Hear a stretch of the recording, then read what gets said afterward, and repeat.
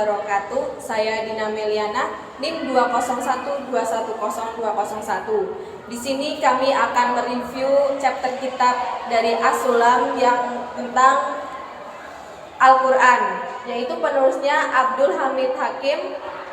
Penerbitnya yaitu Maktabah As-Sa'adiyah Putra Jakarta pada tahun 2007 Masehi. Saya Ani Oktavia dengan NIM 2012-10183 akan menjelaskan tentang biografi penulis dari kitab As-Sulam, yaitu Syekh Haji Abdul Hamid Hakim. Beliau mempunyai gelar Tuan Komodo, lahir di Sumpu, Tanah Datar pada tahun 1893. Kemudian beliau wafat ketika umur beliau 66 tahun. Beliau merupakan seorang ulama yang terkemuka berasal dari Minangkabau, yaitu Sumatera Barat, dan juga beliau merupakan anak dari seorang ayah yang mempunyai profesi pedagang.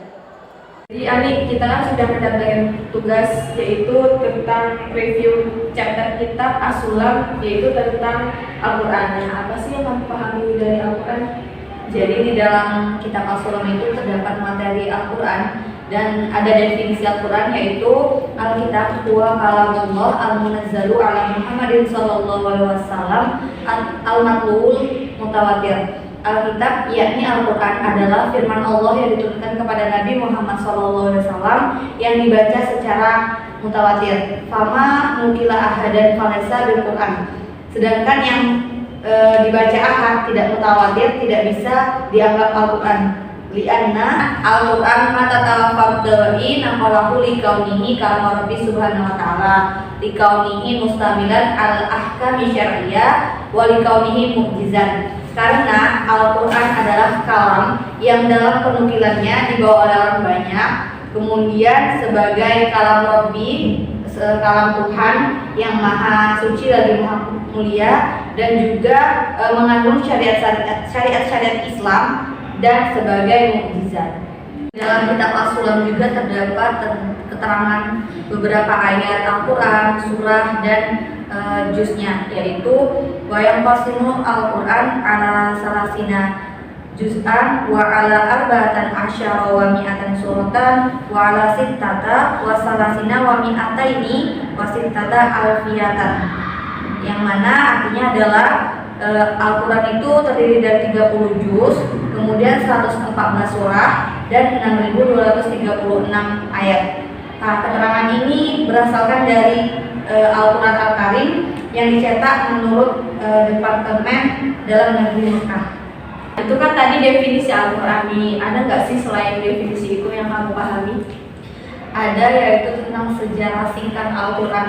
Di dalam kitab As-Sulam itu dijelaskan sejarah Al-Quran secara singkat, yang mana Al-Quran Al-Karim kita ketahui bahwasannya diturunkan kepada Nabi Muhammad SAW. Kemudian beliau menyampaikan kepada sahabat-sahabat beliau melalui sholat, khutbah, dan juga beliau memerintahkan kepada para sahabat untuk menuliskan Al-Quran selain Al-Quran.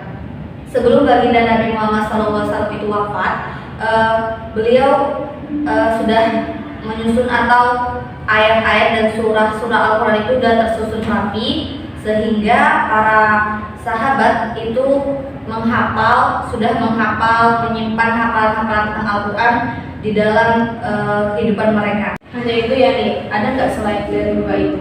Kalau dari saya cuma memahami dua itu. Mungkin kalau saudari Dina bisa menjelaskan tentang apa yang kamu pahami agar saya ada nih, yaitu tentang maqasid Al-Quran.